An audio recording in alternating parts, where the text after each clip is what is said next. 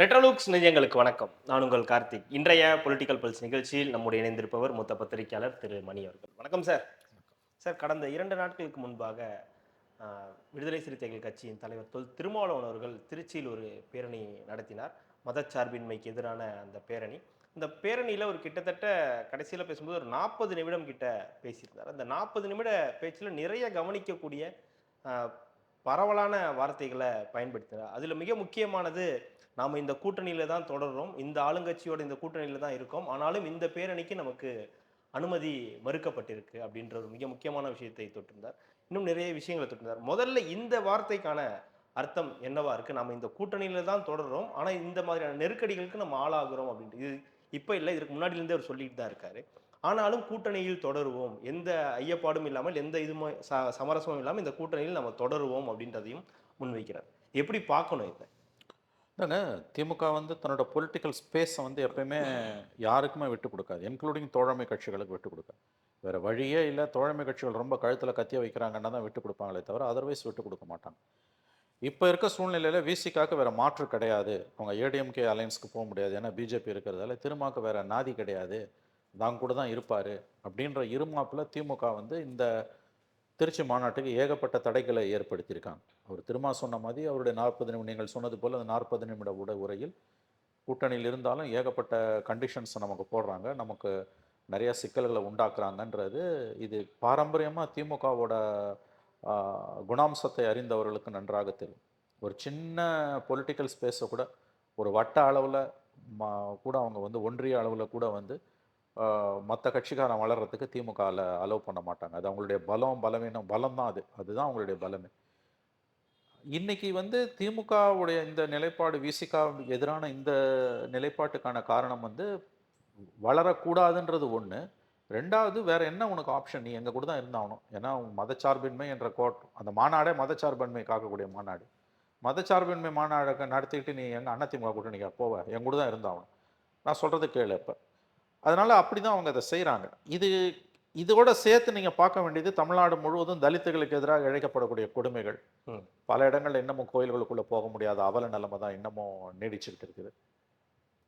இந்த பேக்ரவுண்ட்ல பார்க்கும்போது விசிகா வாக்கு வங்கி, தலித் வாக்கு வங்கி அது சொற்ப அளவுல இருந்தாலும், விசிகா வாக்கு வங்கி குறிப்பா, அது அடுத்த எலெக்ஷன்ல எப்படி ட்ரான்ஸ்ஃபர் ஆகும்ன்றது ஒரு $1 மில்லியன் கொஸ்டினா இன்னைக்கு எழுந்து நிக்குது.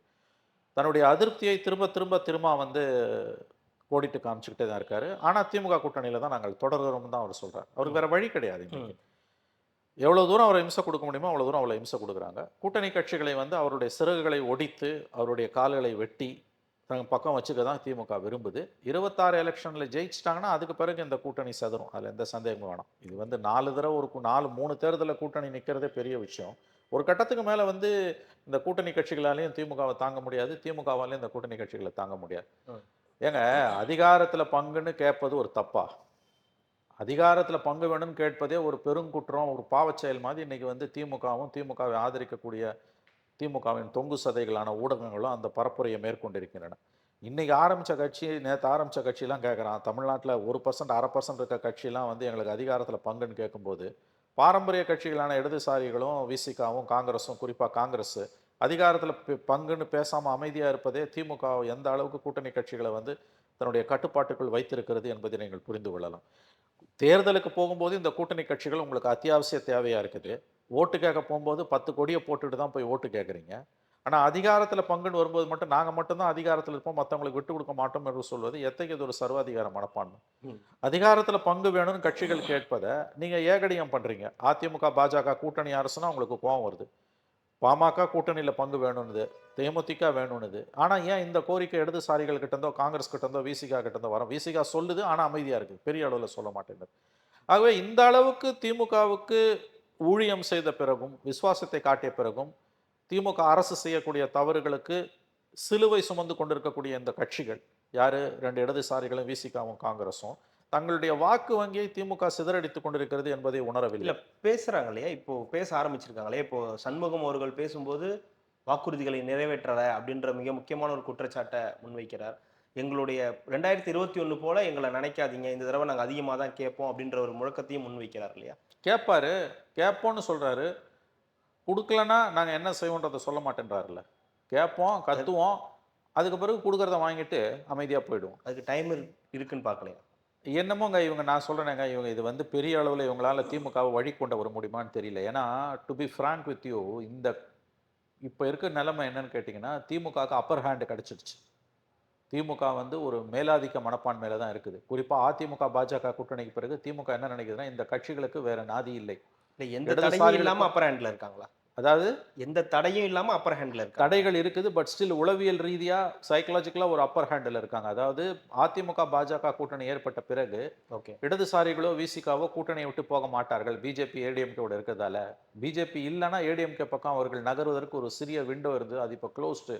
இவங்களுக்கு வேற வழி கிடையாது. கத்துவாங்க இவங்க, ஆனா வழி கொண்டு வந்துடலான்னு பார்க்குறாங்க. இவர்கள் தங்களுடைய வாக்கு வங்கியை இழந்து கொண்டிருக்கிறார்கள். அது 0.5% 1% விசிகாவும் கம்யூனிஸ்டுகளும் எனக்கு அப்படி தான் தோணுது. இப்போ இதோட தொடர்புடைய ஒரு சப்ஜெக்டை நான் சொல்கிறேன். இப்போ நேற்றைக்கு வந்து சென்னை மாநகரத்தில் பொது போக்குவரத்தில் தனியாருக்கு மினி பேருந்துகள் அனுமதிச்சிருக்காங்க.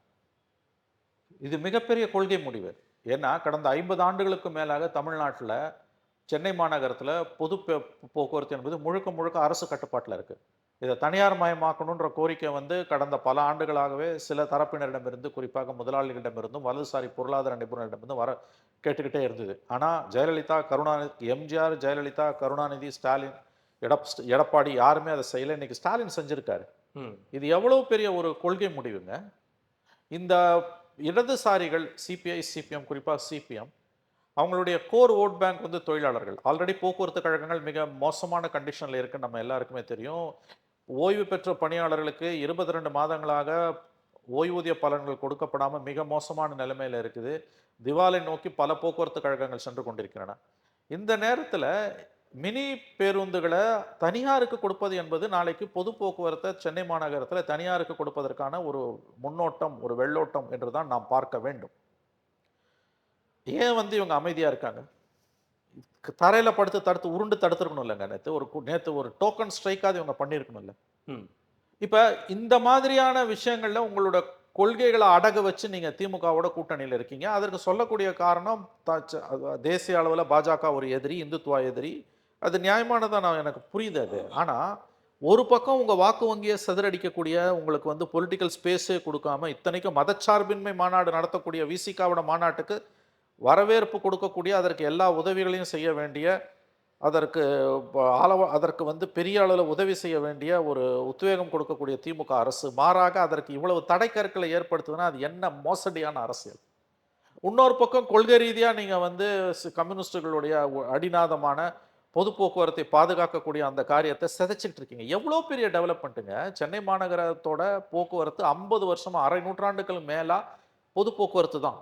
ஏன் அதுக்கு ஒரு ஒரு கண்டனம் கூட தெரிவிக்காதது பின்னணி? அதுதான் எனக்கு தெரிஞ்சு இந்த கொள்கை முடிவா எடுத்தப்ப ஒரு வருஷத்துனாலே என்னமோ ஏதோ ஒரு அறிக்கை கொடுத்தாங்க.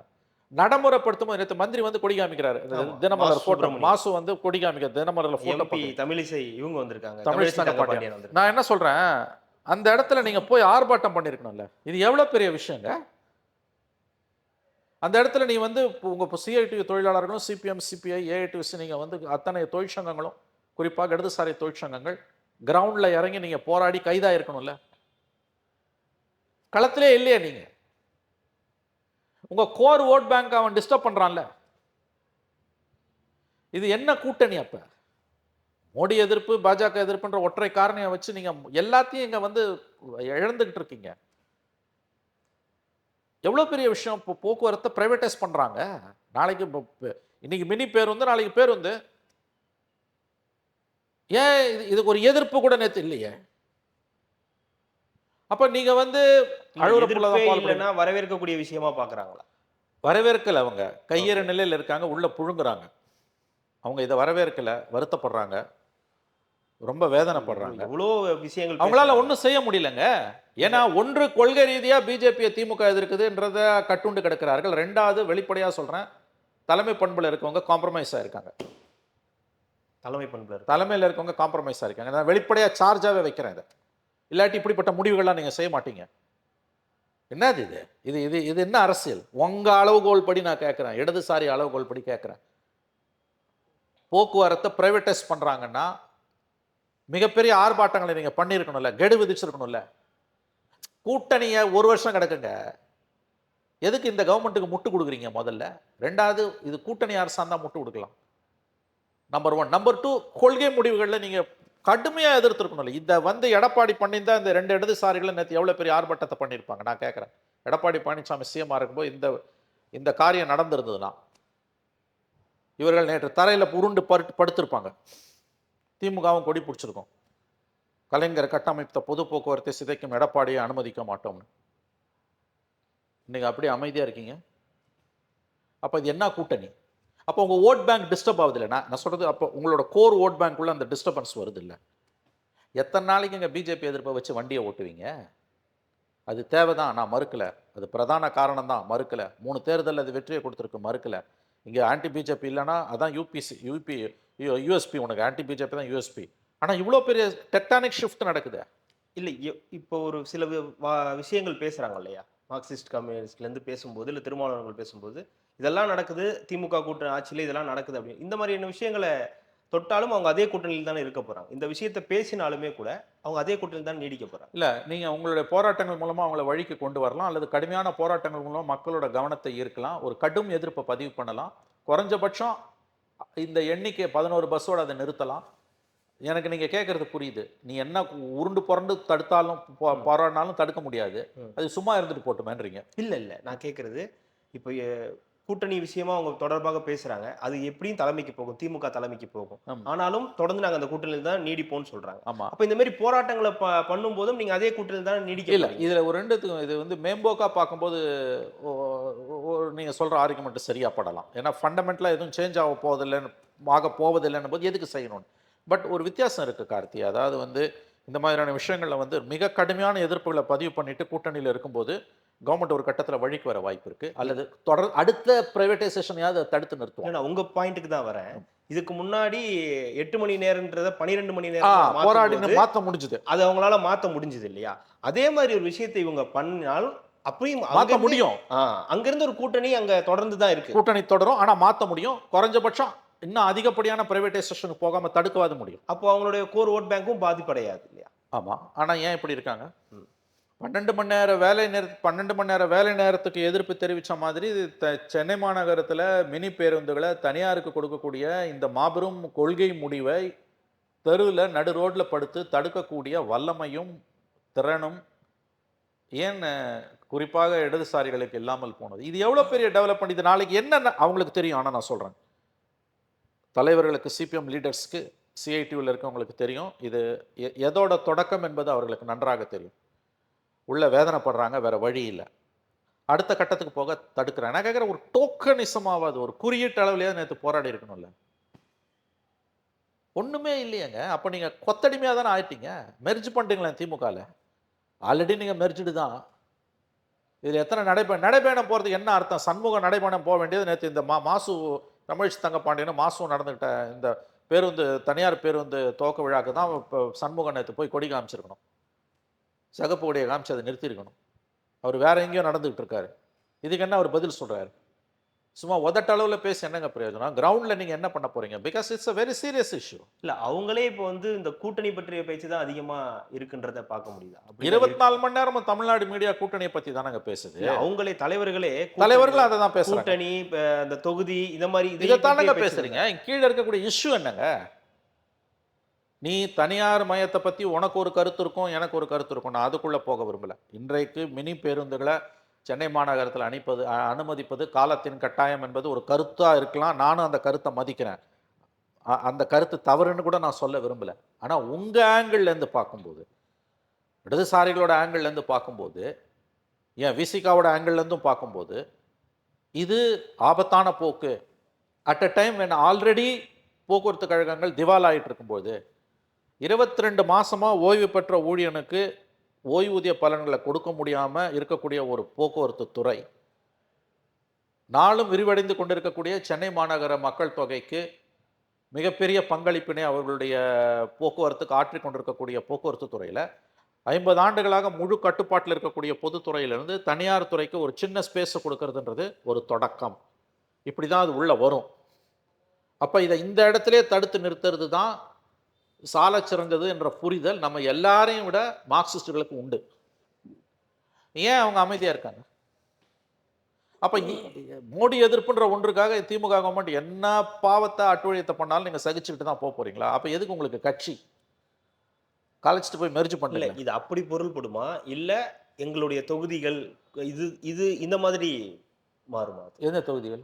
இல்ல இப்போ அவங்க வந்து எங்களுக்கு இத்தனை தொகுதிகள் வேணும். அ இது இருந்தால் போதும். எங்களுக்கு 6ன்றது 10 வந்தா போதும். அப்படின்ற ஒரு பேசு பொருளுக்கு இல்ல மாறுமா அப்படி அது? அவங்க போகக்கூடியவங்கன்னு எனக்கு தோணல. இல்ல தோணல. அப்படி ஒரு டோனுக்கு அது மாறுறதுக்கான வாய்ப்பு இருக்கு இல்லையா? இல்லங்க. அது முதல்ல அவங்க 6ன்றதுல 10 குடுக்க மாட்டாங்க. அதிகபட்சம் 2 குடுத்தா அதிகம். 1 குடுத்தா குடுப்பாங்க. அவ்வளவுதான்.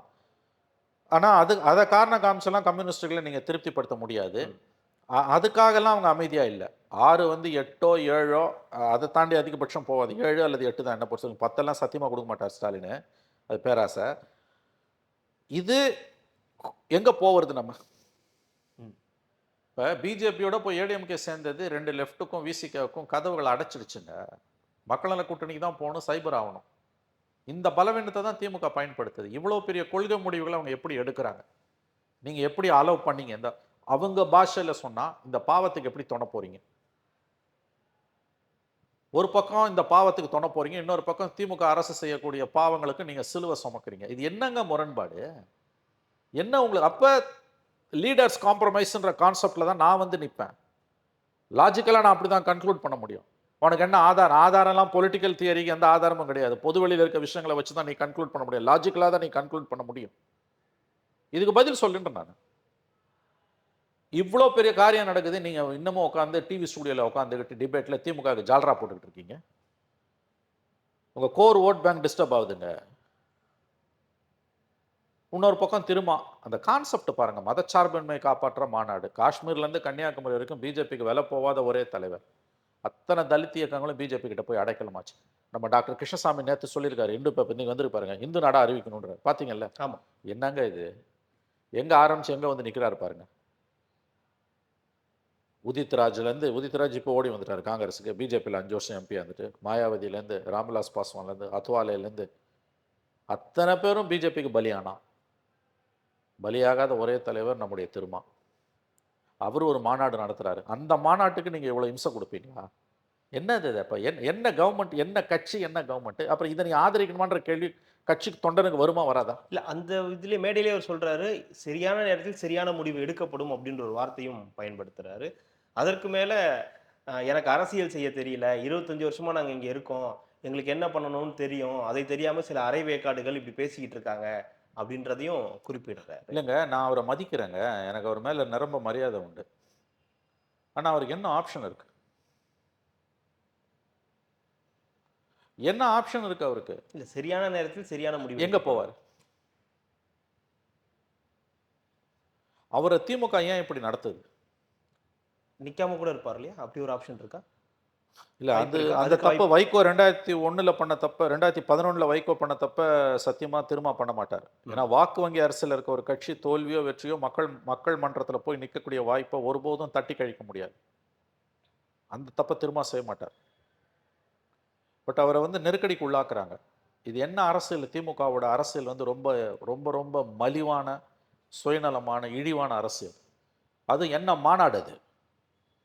மதச்சார்பின்மை என்பது நம்முடைய உயிர் நாடி. பிஜேபி எதிர்ப்புல திமுகவும் தோழமை கட்சிகளும் உறுதியா இருக்கின்றதுனால தான் திரும்ப திரும்ப ஓட்டு போடுறோம். 3 எலெக்ஷன் நான் ஓட்டு போட்டேன். பச்சையா சொல்றேன். வெளிப்படையா சொல்றேன். 19, 21, 24 திமுக கூட்டணிக்கு தான் நான் ஓட்டு போட்டேன். திமுகவுக்கு தான் ஓட்டு போட்டேன். என் தொகுதி திமுக நிற்கிற தொகுதி. 1000 விமர்சனம் இருந்தாலும். எதற்காக? மதச்சார்பின்மை என்ற அந்த அந்த ஒண்ணே ஒண்ணு தான் நம்ம ரத்தத்துல ஓடுது. அது ஒன்றுக்காக மத்த எதையும் காம்ப்ரமைஸ் பண்ணலாம். ஆனா மத்த எதுக்காகவும் அதை கைவிட முடியாது. அதனால தான் திமுக கூட்டணிக்கு என் தொகுதி திமுக தொகுதின்றதுனால நான் திமுக ஓட்டு போட்டேன். இதே தான் திருமாவோட பொலிட்டிக்கல் ஸ்டாண்டும். அவரும் ஒரு மாநாடு நடத்துறாரு. மாநாடு நடத்தும்போது ஒரு பொலிட்டிக்கல் பார்ட்டி ஆஸ் யூஷுவல் எல்லாரும் பண்ற மாதிரி சில கிம்மிக்ஸ்லாம் பண்ண தான் செய்வாங்க. அதுக்கு இவ்வளவு கட்டுப்பாடுகளா? இவ்வளவு இழிவுபடுத்தணுமா அவங்கள? பிஜேபி மாநாட்டுக்கு போடுற மாதிரியான கண்டிஷன்ஸை விசிக மாநாடுக்கும் போட்டீங்கன்னா அது என்ன காவல்துறை, என்ன கவர்மெண்ட்? அப்ப இது கொத்தடிமையாவே உங்களுக்கு இருக்கணும்னு நீங்க விரும்புறீங்களா?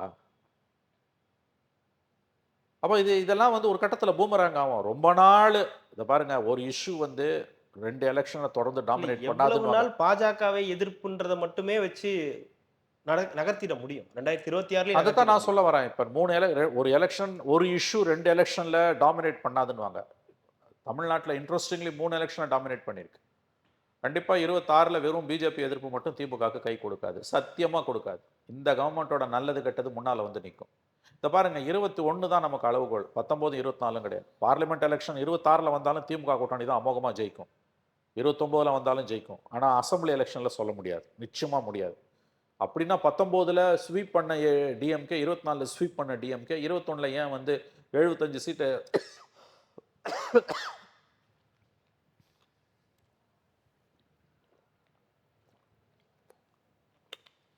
75 சீட்டை எதிர்க்கட்சிகளுக்கு எப்படி பலி கொடுத்தது, இழந்தது? அப்போ மக்கள் வந்து அங்கே வரும்போது வேற மாதிரி தானே குத்துறாங்க. இன்னும் உங்கள் லக்கு இன்னைக்கு எதிர்க்கட்சிகள் சதுரி கிடக்குது. ஏடிஎம்கே பிஜேபி அலையன்ஸ் ஜெல் ஆகல, டேக் ஆஃப் ஆகல, கந்தரகோலமாக கிடக்குது. அதில் இன்னொரு பெரிய கட்சியான பாமக 4% ஓட்டு இருக்க கட்சி சேர்ந்துருதுன்னா அது வலுவான கூட்டணியாக இருக்கும். அது பாமக உள்ள நடக்கிற சண்டை, பாமக வாக்கு வங்கியை பெரிய அளவில் சதைச்சிருக்குது. இனிமேல் அது அப்பா புள்ள சண்டை தீர்ந்தாலும் அது ஆப்ரேஷன் சக்ஸஸ் பேஷண்ட் டெட்ன்ற கதை தான். பாமகவோட வாக்கு வங்கி கிட்டத்தட்ட 40%க்கு மேலே சதுருதுன்றாங்க. விஜய்க்கு போகுது, பிஜேபிக்கு போகுது, அங்கே எங்கே போகுது அது. மீது யார் இருக்கா அந்த கட்சியில்? எல்லாம் லெட்டர் பேட் பார்ட்டிஸு, எல்லாம் லெட்டர் பேட் பார்ட்டிஸு. அப்போ அந்த கூட்டணி ஜெல்லே ஆகலை. ப்ளஸ் ஓபிஎஸ் ஃபேக்டர் இருக்கிறதால தென் மாவட்டங்களையும் சிக்கல் வருது. இந்த பக்கம் விஜய் தனியாக, சீமான் தனியாக போனால் திமுக கூட்டணிக்கு வந்து வெற்றி வாய்ப்பு மிக மிக பிரகாசம், சந்தேகங்கள். அந்த ஒரு செருக்கில் இருமாப்பில் தான் கூட்டணி கட்சிகளை திமுக இப்படி நடத்துதுன்னு பார்க்குறேன் நான். கொள்கை ரீதியாக இப்படிப்பட்ட போக்குவரத்தை தனியார் மயமாக்கக்கூடிய காரியத்தை மெல்ல மெல்ல மெல்ல மெல்ல இதில் வாழைப்பழத்தில் ஊசி ஏற்றுற மாதிரி ஏற்றிக்கிட்டு இருக்குது திமுக அரசு. இவங்களால ஒன்றுமே பண்ண முடியலையா? அப்போ இந்த கூட்டணி இது 26க்கு பிறகு நீ என்ன ஆகும் உங்களுக்கு வந்து? எத்தனை நாளைக்கு இந்த மோடி எதிர்ப்பு வச்சு நீங்கள் பண்ணீங்கன்னா, அரசியல் ரீதியாக மோடியோட கூட்டணி பிஜேபியோட சேர மாட்டோம், ஆனால் பிஜேபியோட பாலிசிஸ் எல்லாத்தையும் இம்ப்ளிமெண்ட் பண்ணுவேன்னு திமுக முடிவு பண்ணிடுச்சுன்னா அது பேரழிவு இல்லையா? மிகப்பெரிய அழிவு இல்லையா? அது வந்து மொல்லமாக எல்லாத்தையும் ஒன்றா புழக்கடை வழியாக கொண்டு வர வேலை அதை தானே செஞ்சுட்டு இருக்காங்க. அலையன்ஸ் பார்ட்னர்ஸ் சாலிடாக அவங்க கூட நிற்கிறவங்க. கூட்டணிக்கு தேர்தலுக்கு தேர்தல் மாறாமல் மிக மிக அற்புதமான கூட்டணி. கலைஞர் கூட செய்யாத சாதனையை ஸ்டாலின் செஞ்சுருக்காருன்னு தான் நான் திரும்ப திரும்ப சொல்கிறேன். பட் இப்போ நடக்கிற காரியத்துக்கு என்ன சொல்லுவீங்க? இல்லை, இன்னொரு பக்கம் திருமாவளவன் அவர்களின் பேச்சில் அன்னைக்கு நடிகர்கள் பின்னால் நீங்க போயிடுவீங்களா, நீங்கெல்லாம் போயிடுவீங்களான்றத திருப்பி கேட்கிறார். இன்னொரு பக்கம் பாஜக நடிகர்கள் வழியாக உள்ள வருதுன்றத கிட்டத்தட்ட விஜய் அவர்களை குறிப்பிட்டு பேசுறாரு. இல்லைங்க, அப்படி நடிகர்கள்னு கொச்சையா பேசுறது திருமாவுக்கு நல்லதில்லை. விஜய் கட்சி ஆரம்பிக்கும் எதுக்கு இவர் வாழ்த்து தெரிவிச்சார்? இல்ல அது ஒரு கேள்வி. இல்லை, அப்போ நடிகர் தானே, அப்படின்னா அவர் அணுசக்தி விஞ்ஞானியா? இல்லை, அதற்கப்புறம் விஜய் கட்சி ஆரம்பிக்கும் போது நடிகரா அணுசக்தி விஞ்ஞானியா? நடிகர் தான். அப்புறம் இவர் கட்சியிலேருந்து நம்முடைய ஆதவர்ஜனா போய் அணுசக்தி விஞ்ஞானி விஜய் கட்சியில் சேர்ந்துட்டு 4 மணி நேரத்தில் வாழ்த்து வாங்க வந்தபோது அவருக்கு வாழ்த்து தெரிவிக்கும் போது விஜய் அண்ணா அணுசக்தி விஞ்ஞானியா நடிகரா? அப்பயும் அவர் நடிகர் தானே. இப்போ என்ன புதுசாக நீங்கள் கண்டுபிடிச்சிட்டீங்க சார் அவர் நடிகர்னு? முதல்ல நடிகர்ன்றவனை இழிவுபடுத்தாதீங்க, அதுவும் ஒரு தொழில். நடிகர்னு இழிவுபடுத்தாதீங்க. உங்க வாக்கு வங்கி செதறுது, அந்த கோவத்துல நீங்க பேசுறீங்க. இல்ல அந்த வாக்கு வங்கி விஜய்க்கு போயிடும் அப்படின்றத அவர் பயத்துல பேசுறாரு, கோவத்துல பேசுறாரு, வருத்தத்துல பேசுறாரு. விசிகால, நாம் தமிழர்ல, பாமகல பெரிய அளவில் இவங்க வாக்கு வங்கி விஜய்க்கு போகுது. விஜயை இழுத்தது, நடிகர்னு இழுத்தது, தன் வாக்கு வங்கி சிதைந்து கொண்டிருக்கிறது என்ற கோபத்தில் தான் திரும்ப அப்படி பேசியிருக்கிறார் நடிகர். அது என்ன நடிகர்? அவரோட பாலிசிஸ் வச்சு அவர் எடை போடுங்க. அந்த நடிகருக்கு எப்படி வாழ்த்து தெரிவிச்சிங்க? இல்லை, பாஜகவுடைய பின்னணியில் வராங்கன்ற ஒரு விஷயத்தையும் ஒரு அப்போ வெறுமனே பாஜகன்னு சொல்லுங்க, நடிகர்னு ஏன் சொல்றீங்க? நான் கேட்கறது அவர் கட்சி ஆரம்பிக்கும் போது எதுக்கு வாழ்த்து தெரிவிச்சிங்க? அப்போ நடிகர் தானே அவரு? அது ஒரு பண்பு தானே சார் நடிகர். அப்போ இப்போ எதுக்கு சொல்றீங்க? அது எல்லாருக்கும் வாழ்த்து தெரிவிப்பியா? இப்போ பிஜேபியிலேருந்து 9 வந்தாருன்னா ஒருத்தருக்கு வாழ்த்து தெரிவிப்பீங்களா? வாழ்த்தெல்லாம் எல்லாருக்கும் தெரிவிக்க முடியாது. கமான், சும்மா கதை அதெல்லாம். சித்தாந்த ரீதிக்கு வாழ்த்து தெரிவிக்க முடியாது. பாஜக தலைவருக்கு வாழ்த்து தெரிவிப்பீங்களா? சத்தியமாக தெரிவிக்க முடியாது. அப்படி தெரிவித்தா அதோட போலித்தனம் எதுவும் கிடையாது. அடிப்படையில் சில உடன்பாடுகள் இருக்கவங்களோட தான் நம்ம வாழ்த்து தெரிவிக்க முடியும். நம்முடைய நேர் எதிர் கொள்கை எதிரிக்கு, நம்ம கொள்கை எதிரி, நாட் பர்சனல், கொள்கை எதிரிக்கு எப்படி வாழ்த்து தெரிவிப்பேன்? கட்சி ஆரம்பிக்கும் போது அவர் யாருங்க? நடிகர் தானேங்க. இன்னைக்கு எந்த விஷயத்த சொல்லி அவரை விமர்சிக்கிறீங்களோ அந்த குணாம்சம் தானே அவருக்கு கட்சி ஆரம்பிக்கும் போது இருந்தது. அன்னைக்கு வாழ்த்து தெரிவிச்சு இன்னைக்கு நடிகர்னா கோபம் உங்களுக்கு வருது. ஏன்னா உங்க வாக்கு வங்கி நீங்க அவர்கிட்ட இழந்துட்டு இருக்கீங்க. பெரிய பாதிப்புக்கு உள்ளாகிறார்கள். திருமா, சீமான், பாமக 3 பேரும் பெரிய பாதிப்புக்கு உள்ளாகிறார்கள் விஜயால. இதை அவங்க வெளியில சொல்ல மாட்டாங்க, இதுதான் உண்மை. இல்லாட்டி நடிகர்ன்ற வார்த்தையை நேற்று சொல்றேன். ஒருத்தனோட மதத்தை, ஒருத்தனோட மொழியை, ஒருத்தனோட உருவத்தை, ஒருத்தனோட தொழிலை சொல்லி ஒருத்தனை இழிவுபடுத்துறது தவறா இல்லையா? உருவ கேலி பண்றது அவலமானது. ஒருத்தனோட ஜாதியை வச்சு மதத்தை வச்சு திட்டுறது அவலமானது. ஒருத்தனோட மொழி அடையாளத்தை வச்சு திட்டுறது அவமானகரமானது. ஒருத்தன் தொழிலை வச்சு திட்டுறது என்ன? நடிகை என்ன கேவலமா? அது கேவலமான தொழில் அது. இது என்ன வார்த்தை? இது என்ன வார்த்தை? நடிகன்னா கோடான கோடி மக்கள் அவன் உய்விக்கிறான், அவன் வந்து மகிழ்ச்சி படுத்துறான். கூத்தாடி நாம கூத்தாடி தான் உங்களை குஷிப்படுத்துறான். எம்ஜிஆர் யாரு? தைரியம் இருந்துனா சொல்ல. ஜெயலலிதா யாரு? சிவாஜி கணேசன் யாரு? போய் கூட்டணி சேர்ந்தீங்களே 10 வருஷத்துக்கு மேல விஜயகாந்த், அவர் யாரு? இப்போ கூட்டணிக்கு வந்திருக்காரு கமலஹாசன். இப்ப கூட்டணிக்கு வந்திருக்காரு, அவர் யாரு? இவங்கெல்லாம் பொருளாதார நிபுணர்கள், மருத்துவர்கள், மாபெரும் எழுத்தாளர்கள், விளையாட்டு வீரர்கள். உதயநிதி ஸ்டாலின். உதயநிதி ஸ்டாலின் யாரு? அப்ப இது என்னங்க பேச்சு? நீங்கள் விஜயோட அரசியலை எவ்வளவு வேணா விமர்சனம் பண்ணுங்க, தவறு இல்லை. தவறு இல்லை. அவரை பிஜேபி பி டீம் நீ சொல்லு, எனக்கு பிரச்சனையே இல்லை. நடிகன் ஏன் சொல்றீங்க? நடிகன் பின்னால போகக்கூடாதா? உங்க கூட இருக்கவங்கலாம் நடிகர்கள் தானே. இந்த முரண்பாடு, இந்த கோபம். அவரே நடிகர் தான், அவரும் நடிச்சிருக்காரு. யாரு? திருமாவளவன் நடிச்சிருக்காரு. அப்புறம் என்ன? எல்லா தொழில்களும் மேன்மையானவைங்க இல்லையா? இந்த உலகத்துல இருக்க எல்லா தொழில்களுமே மேன்மையானவை தான். அது என்ன நடிகன்றது மட்டும் என்ன அது இழிவான தொழிலா? நடிகர்கள் பின்னால தானே போய் நீங்க நிக்கிறீங்க. உங்க கூட்டணியோட முதலமைச்சர் வேட்பாளர் யாரு? ஒரு நடிகர். அப்ப இனிச்சுதா உங்களுக்கு? இப்ப வாழ்த்து தெரிவிக்கும் போது உங்களுக்கு அப்போ விஜய் வந்து ரொம்ப ரொம்ப பெரிய அதான் சொன்ன அணுசக்தி விஞ்ஞானி அவரு. ஆகவே இந்த பாலிசி, இந்த பாலிடிக்ஸ் எதுல இருந்து வருதுன்னா இயலாமையில இருந்து வருது. 27 அக்டோபர் 27 விக்கிரவாண்டி மாநாடுல அந்த கூட்டத்தை வச்சு பார்க்கும்போது தெளிவா தெரிஞ்சது விசிகா வாக்கு வங்கி சிதறி கொண்டிருக்கிறது. எவ்வளவு முரண்கள் வந்தாலும் இந்த 2026ல இவங்க கூட தான் போகணும்ன்ற ஒரு முடிவுக்கு கூட்டணி கட்சிகள் வந்துட்டாங்கன்னு எடுத்துக்கலாம். அப்படிதான் வந்துட்டாங்க. ஏன்னா அவங்களுக்கு வேற வழியே இல்லை, அவங்களுக்கு வேற ஆப்ஷன் இல்லை. பிஜேபியோட ஏடிஎம்கே போகாம இருந்ததுன்னா ஒரு ஆப்ஷன் இருந்தது. இல்லை, நீங்க ஆரம்பத்தில் சொன்னீங்க ஒரு விஷயம், அதிமுகவில் பாஜகவுக்கும் எத்தனை சீட்டு, அதிமுகவும் பாஜகவும் கூட்டணி ஆட்சியா அப்படின்ற பல கேள்விகள் கேட்குறாங்க. ஆனால் இந்த பக்கம் அந்த கேள்வியே வராததுக்கான காரணம் என்னவா இருக்கு? திமுக கூட்டணியை பற்றி அந்த கேள்வியே வராதுன்னு காரணம். கொத்தடிமைகளுக்கு சுயமாக யோசிக்கக்கூடிய சிந்தனை ஏன் வருவதில்லைன்னு நீங்கள் கேட்டிங்கன்னா அது விஞ்ஞான ரீதியாக ஆராயப்பட வேண்டிய விஷயம். அவலமா இல்லை. நேற்று கட்சி ஆரம்பித்தவன் கேட்குறான் எனக்கு ஆட்சியில் பங்கு வேணும். ஆட்சியில் பங்குக்காக தானே ஏன் நீங்கள் வரீங்க அரசியலுக்கு? அதிகாரத்தை அடையணும்னு தானே இப்போ அரசியலுக்கு வரீங்க. அதை கேட்கறதுல என்ன தப்பு? நீங்கள் 1000 விமர்சனம் பண்ணு பிஜேபியை, மதவாத கட்சின்னு சொல்லி எல்லாம் உண்மை தான், நான் ஒத்துக்கிறேன். ஆனால் எனக்கு அதிகாரத்தில் பங்கு வேணும்னு அவன் கேட்குறான்ல, அந்த தைரியம் ஏன் காங்கிரஸுக்கு இல்லை? நேற்று கட்சி ஆரம்பித்தவங்க கேட்குறாங்கல்ல, பாமக கேட்குது, தேமுதிக கேட்குது இல்லை, ஏன் இடதுசாரிகளாலையும் விசிகாவாலையும் அதை கேட்க முடியல? உங்களுக்கு அவலமா இல்லையா? அது அருவருப்பா இல்லையா? கேளுங்கன்ற நான். கூட்டணியா நீங்க இல்லைன்னா திமுக இல்லைங்க, திமுக இல்லைன்னா நீங்க இல்லை. அதுதான் இவர் சொல்றாரு, சண்முகம் சொல்றாரு, எங்களால நீங்க வெற்றி பெற்றீங்க, உங்களால நாங்க. அதுதான் 2 பேர் டி.கே. சிலங்கோன்னு அதான் சொல்றாரு. அப்ப அதிகாரத்தில் பங்குன்றது நியாயமான கோரிக்கை தான். மக்கள் கிட்ட போய் கையெடுத்து கும்பிட்டு கண்ணீர் துளிகள்னால பெரியாரு சொன்னார்ல, மக்கள் கிட்ட போய் பிச்சை தானே கேட்குறீங்க, எல்லாரும் ஓட்டு பிச்சை தானே கேட்குறீங்க. அப்போ கும்பலா போய் தானே கேட்குறீங்க. ஜெயிச்ச பிறகு மட்டும் ஒருத்தர் மட்டும் அதிகாரத்தில் இருக்குன்னா அது என்ன நியாயம்? அது ஒரு கட்சியோட அடிப்படை உரிமைங்க. அது வாக்கு போடுறவனோட அடிப்படை உரிமை. நான் எந்த கட்சிக்கு ஓட்டு போடுறேனோ அந்த கட்சி அதிகாரத்தில் இருக்கணும்னு விரும்புறது என் உரிமை. அது எனக்கு ஜனநாயகம் கொடுத்த உரிமை. அதை தானே பிஜேபி கேட்குறான், தேமுதிக கேட்குறான், பாமக கேட்குறான். ஏன் அந்த தைரியம், அந்த அரசியல் தைரியம் ஏன் இவங்களுக்கெல்லாம் இல்லை? இன்னமும் ஏன் கொத்தடிமை? அந்த வார்த்தையை அவங்க வாயிலிருந்து வர மாட்டேது. இன்னைக்கு நீங்க வழிக்கு கொண்டு வர முடியும் திமுகவை. 1.5% மக்களால் கூட்டணியால தான் ஆட்சியை இழந்தாங்க. வாய்ப்பை திமுக இழந்தது, ஞாபகம் வச்சுக்கோங்க. அதாவது குடுமி உங்க கையிலன்னுவாங்க. நீங்க அதான் இது எதனாலன்னா சொன்னா கோவம் வரும். Compromise, leadership compromise. வேற வழியே இல்லை உங்களுக்கு. அவங்க கேட்குறேன் இல்லைங்க, நீங்க 1000 சொல்லுங்க அண்ணாமலையா பிஜேபி ஆட்சின்னு சொல்றாருல, நேரடியா சொல்றாரு. பாஜக ஆட்சி தான், பாஜக ஆட்சின்றாருல, எங்களுக்கு அதிகாரத்தில் பங்கு. அது நியாயமான கோரிக்கைங்க. அது நான் போடுறேன், ஒரு எக்ஸ் கட்சிக்கு போடுறேன், பாமக நான் போடுறேன், பாமக அதிகாரத்தில் இருக்குன்னு நான் விரும்புவேங்க. இல்லை நான் கம்யூனிஸ்ட்டுக்கு போடுறேன், அவங்க மந்திரி சபையில் இருக்கணுமே. நான் கொடுக்கவே மாட்டேன், மத்தியில் கூட்டாட்சி மாநிலத்தில் சுயாட்சி, அந்த வாதமே தப்பு. அப்பயே அதை அடிச்சு தகர்த்திருக்கணும். திராவிட கட்சிகள் அன்னைக்கு குறிப்பா திமுக வச்ச வாதம் அது. மத்தியில் கூட்டாட்சி மாநிலத்தில் சுயாட்சி. ஜெயலலிதாவும் அதை ஃபாலோ அப்பயே நீங்க இவங்க வந்து அதை அடிச்சு நகர்த்திருக்கணும். ஒரே ஒரு தேர்தல் தியாகம் பண்றது முடிவு பண்ணாங்கன்னா வழி கொண்டு வந்துடலாம். நீ போய் 2 எம்பியை வச்சுட்டு ஒன்றும் பண்ண போறது கிடையாது. சிபிஐ சிபிஎம்க்கு 2 எம்எல்ஏ தான். 2க்கு சைபருக்கு என்ன வித்தியாசம்? ஒன்றும் கிடையாது. நீங்க வழிக்கு கொண்டு வர முடியும். 2 எம்எல்ஏவோ 1 எம்எல்ஏவோ முக்கியம் இல்லைங்க.